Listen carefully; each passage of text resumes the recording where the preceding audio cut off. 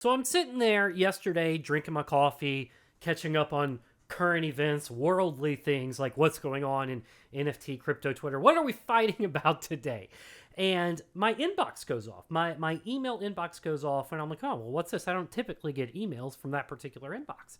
I open it up, and it's an email from the Bounty Hunter Space Guild. And I'm going, well, what's this all about? And it's a well-formatted email, which is kind of a rare thing these days. It comes across like these are people who actually have their act together.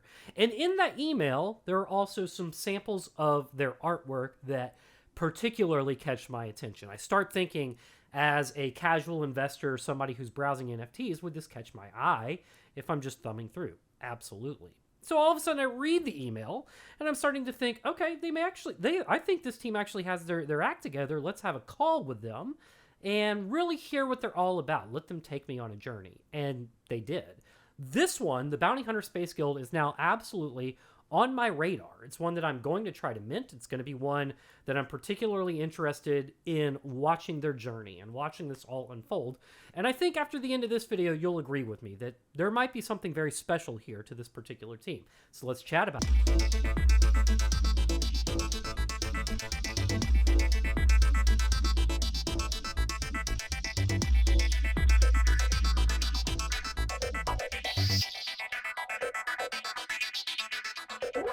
All right, so before I jump into this, I do have to do all of my disclaimers that nothing that I say in this video should ever be construed as financial advice. I'm not a financial advisor or a professional. I don't do advice. I just tell you the things that are interested. I'm just an average Joe off the street talking to my friends about stuff that I think is pretty cool. So always fact check me and do your own research because investing is risky and you should do what's best for you in your situation. Okay, so I get back in touch with the Bounty Hunter Space Guild. I shoot them back an email and I let them know, like, hey, I'm interested to hear your journey. I'm interested to hear your story, and I really want to know where you're going to go with this. I want to talk to you about the details that went into your artwork, as well as what's the plan? What does your season 1 look like? So they agree. The person who replies to the email agrees and says, we'd love to have a chat with you. And then they give me all of the email addresses for everyone on their team because they're going to invite their whole team to join in on this conference call. So I send them all a Google Meet invitation so that we can all get together. They arrive early to the meeting and they're all 100% doxxed. I mean, I can't tell you how big of a deal that is to me personally, that when the team shows and I understand if you don't. I totally understand if you don't. I'm not saying that if you ever meet with me, you need to be. I'm not telling you that. But when you do, when these people, when I didn't ask them to or anything like that, when they just show up and there's their face on the screen and there's their name in the lower, left corner of their little box, it's like they're standing by their work. Is what that kind of symbolizes to me, that this isn't just something that they're doing on the side and trying to, grab some cash or anything. And I'm going to talk a little bit more about that in a bit. That this is what they're here for. They're here to build something special, and there they are. Now, I'm not saying they're going to dox to you. I'm not going to put words in their mouth, but they did to me. And that meant a lot immediately. Before we've ever even said hello in the meeting, that was a big deal to me. So what then unfolded after that was something that I thought was pretty magical, something that I thought was pretty special. First of all, this team, these people are friends who had this incredible idea and who got together to build something. They're not influencers with tons of money and tons of following who thought we can hire an artist and we can hire a web dev and we can hire a back-end dev and I'll throw 250 grand at them and maybe we'll make a few $1,000,000. That's not what's happening here. What's happening here is true organic passion coming out. And it was pretty fascinating stuff. Now, I teased this yesterday when they gave me some assets that I could share. And immediately there was a lot of pushback about that with... it looks very similar to a project that just launched on Ethereum called Mechaverse. And that was actually the very first question that I asked them. So let's talk about how they responded to that real quick by looking at the assets. So here I am on my Twitter account. I'm going to scroll down to the tweet yesterday where I fired off these 4 little images that they gave me, these assets that they gave me. And I think, first of all, I think this style of artwork is particularly cool. But I jumped in and I said, all right, let's just dive right into it. And before you take me on your journey, before you take me, on your story and tell me what you're all about, I want to address the elephant in the room. I want to let you know right now that your artwork reminds me a whole lot of two other projects that are being launched right now. The first project that just launched is a project called Mechaverse. This launched on Ethereum to a significant amount of hype. And the basic story there that they have is these are mechs, like you've seen, where they're kind of robotic figures that also kind of have some sort of like ninja variant to it. You can kind of see the swords on the back. And a lot of the design work, the edges and the shapes and the roundness are very reminiscent of ninja or samurai or something like that. The other project this reminded me of is another one that's launching on Solana called Guardians. Also kind of feels very mechy, doesn't it? And the theme here, the style, is where there's a lot of overlap. So the first thing I wanted to address was, did you steal any of their assets? Did you copy any of their assets? Did you borrow any of their ideas? So let's jump back to the bounty hunters for a second. Well, no. The answer is no. And here's what they went into. First of all, the artist was on the call and could speak to these things. But the fascinating thing that they did is they said immediately, so we love what Mechaverse did with three-dimensional front-facing images, but nothing here is mech. These are bounty hunters. Think about like the Star Wars world where you have bounty hunters and, there's Boba Fett. We're familiar with the Mandalorian at this point, right? Notice these edges and the shapes and the styles on all of their bounty hunters are more round. There's less mechy. There's less rigid and things like that. And they even went into telling me, like, we examine, because we're so big into Star Wars and that type of environment, that they examine when you look at like a stormtrooper's helmet or a bounty hunter's helmet, every detail, every curve in those helmets serves a particular type of purpose. And they're putting that type of lore and passion into all of the bounty hunters that they're designing. All of these were hand created by the artists themselves. Beyond that, they've come up with this way to where they can actually create individual assets to make it generative, but they still all fit together nicely based on the pieces that are coming together. So the thing that you should know immediately is this is a truly unique and separate universe, and all of these assets were hand-drawn by the artists themselves. They like the style of 3D front-facing, but there's nothing mech about the things that we're looking at here. These are bounty hunters. These are people who are wearing these suits, and they're going out to do things.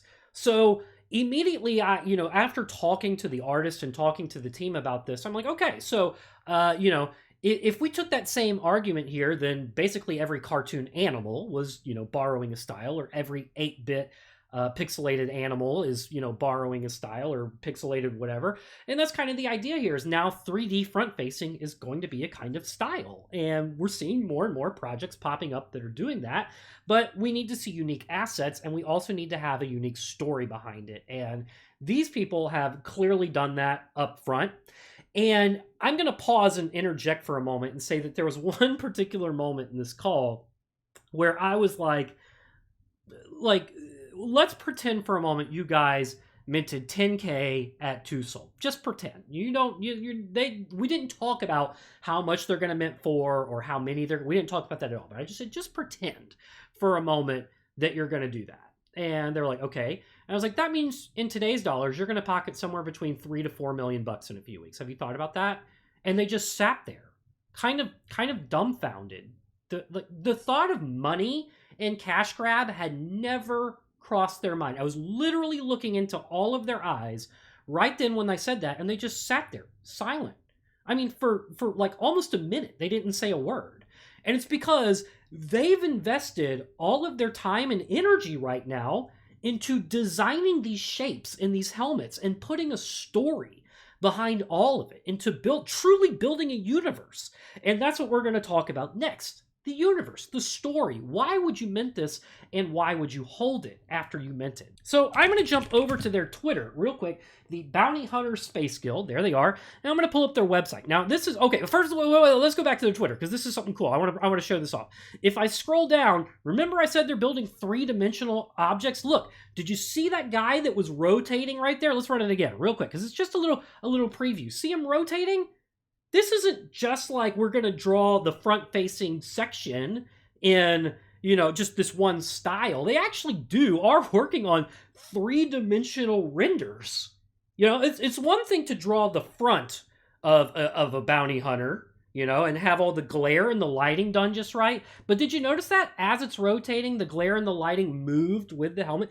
That's not easy to do, and they're taking the time to do things like that. Now, that doesn't mean that when you mint it, it's going to be three-dimensional or anything like that. But the point is that they're putting that kind of vision and thought into it right now. Immediately, if you remember my metaverse video, you can start extrapolating.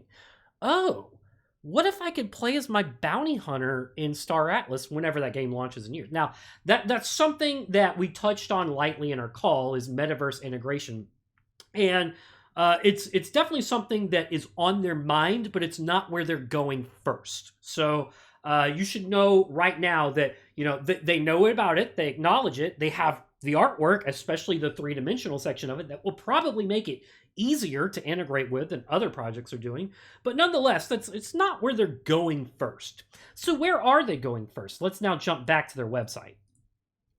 So here's the Bounty Hunter Space Guild. It says minting soon. I think on their Twitter they say they're minting early November.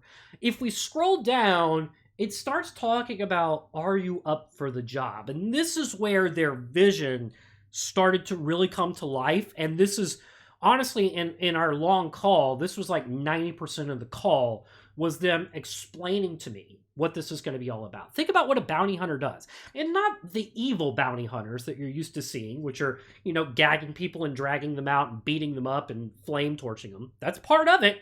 That's part of a bounty hunter's lifestyle. But a bounty hunter just hunts bounties. That's kind of the idea here. Sometimes it's like a treasure hunt. Sometimes it's an escort mission. Sometimes it is tracking down a bad guy and going through the dangers that are involved with that. Sometimes it's hunting an animal that's causing havoc on a farm. The point is, it's a quest. It's a mission, and there are rewards for that mission. And that's exactly what they're going to be doing here. They're going to be creating bounties for you and your NFTs to go accomplish. And when you do those bounties, there are going to be rewards. Those rewards can come in all different shapes and sizes. And it's a kind of fascinating concept when you start to think about it. Maybe they could do something like a monetary reward. Maybe they could gift you some armor or some weapons that will make your next quest or bounty more successful. Maybe they'll unlock access to more planets where you could unlock more bounties. This is kind of where they're going, and it does start to feel like a video game at that point, right? It does start to feel like an MMO, but it's all going to exist in their own universe, in their own world. And when I asked them, like, well, what are you working on specifically right now? They were literally in the process of designing all of these worlds and all of these pieces and talking about how the stories could intertwine with each other and direct you in a specific way. Let's scroll down some more and you can see what's going on here. So now that I'm down into the guild member benefits, I'm actually going to jump to the access section first, because I think this is, always worth pointing out. In the access section, they're working on getting integrated with Grape. That way you're going to have a guild channel and a mission room, which I think is a pretty interesting concept. One of the things that they're doing is they are thinking outside of themselves. You see this, the mission room, to vote for sweeping or reaping. Well, let's take a look at what sweeping or reaping is all about. When we talk about sweeping, they talk about eliminate targets. And the targets are sweeping the floor of a community-chosen NFT project. Listen to what they're saying. Of a community-chosen NFT project. Not our project. We don't have to sweep our floor. If we see that project over there that's a cool project that we believe in, but they need some love, they need some help, we can do that. We can choose to sweep a floor with the funds of a different project. Then, what do we do with those NFTs? The community themselves will decide how it can be done. We can give them out to random holders. We can donate them to charity. That's what it says right there. Donated to charity, or even deleted if that's what you want to do. Now, if you choose not to sweep the floor of a given project, the rewards that are collected by bounties could then be distributed back to each holder. 85% of all secondary sales that month will be distributed back to each holder. This is a fascinating concept, if you ask me. I haven't seen anything like that where we could choose to either help another project and then in turn use those NFTs to benefit our own community or even a charitable object or that community by deleting them, or we could reap the rewards and just redistribute funds back to the holders. Oh, I love this. I think that's really, really cool that they give this power to the community, first of all, verified owners, and then regularly they'll have a way to decide which community do we want to benefit today. That's, man, we need more of this in the world today. We need more of, let's just focus on the Solana NFT community as a whole instead of just ourselves, instead of just our floor. Floor. It's all we hear about these days. Floor. It's not healthy. It's toxic to focus on the floor so much. You got to believe in the project and the team. But this is why these types of projects exist. Now, the other things, the future airdrops. We talked a lot about this, and I can't really spoil anything. Just trust me when I say they have legitimate Season 1 plans that the airdrops are going to play a factor in the journey that you go on as a bounty hunter. And they're things that legitimately got me excited for. I was like, oh, this is going to be really, really cool. And if you did it like this, that'd be even cooler. We could do this, and then it goes there. And yeah, they got some ideas together. And of course, the 3D model. You will have access to the 3D render of your bounty hunter helmet. That's cool, right? I mean, look back at this. Look back at the pictures here, guys. Take a look. These helmets are cool. These helmets are cool. They are. They're not ugly. They're not, jagged edges or anything like that. They've got these cool curves to them. The lighting is really cool. I mean, I got to tell you, like this artist, I don't know, I wish I knew more about that artist's background because I was particularly impressed by the level of details that they're putting into this. The lighting in particular is one that really gets me going when they have good lighting, good glares, and shadows at the same time. That's really hard to pull off well. And this particular artist has done exactly that. So anyways, back to this. So there's going to be these are the guild member benefits up front. That's pretty cool. Now, here's the roadmap. It's a little scant right now. I think because they're worried about being front run a little bit. They're really putting a huge amount of effort into designing the universe. I would love to see more details in their roadmap because, one or two sentences for each of these bullet points doesn't quite cut it for me personally, but this is why I have these conversations behind the scenes is to extract more info out of them than I could get on their website. The example of a great roadmap, you heard me say it a million times, Red Panda Squad. Go over to redpandasquad.com and look at that. That's a good roadmap. And they're keeping their promises and checking off the boxes as they go along. So, now, meet the team. We scroll down here, and you actually see some first names, right? Yeah, I mean, that's kind of interesting. And these are the assets that, I've been showing off here. These are their team assets. And when I talk to these people, I ask them, like, what else are you working on right now? What are the other projects that you have going on? What are the other projects that you want to get involved in? Do you have a 9-to-5?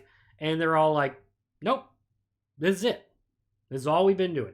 This is our primary focus right now in our life is this project. And you know what? I'm like, I see it. I believe it.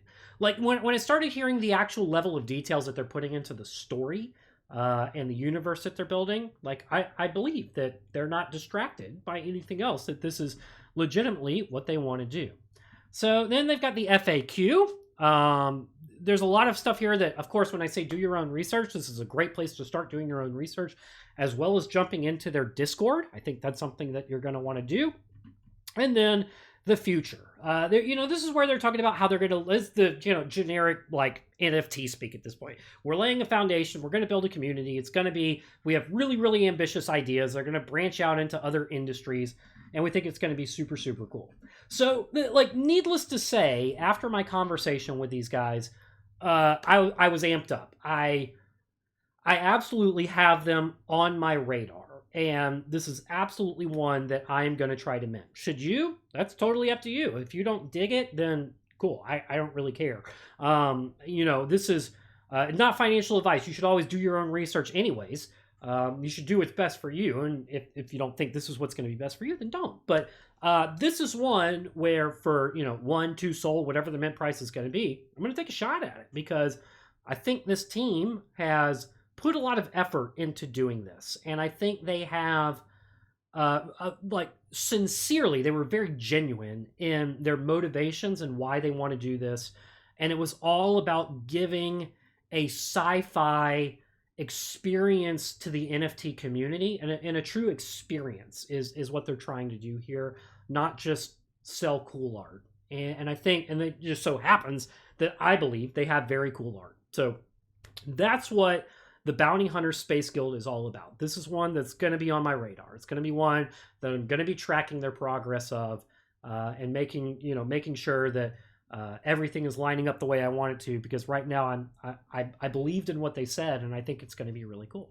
So that's the Bounty Hunter Space Guild. Thanks for stopping by. I'll see you in the next one.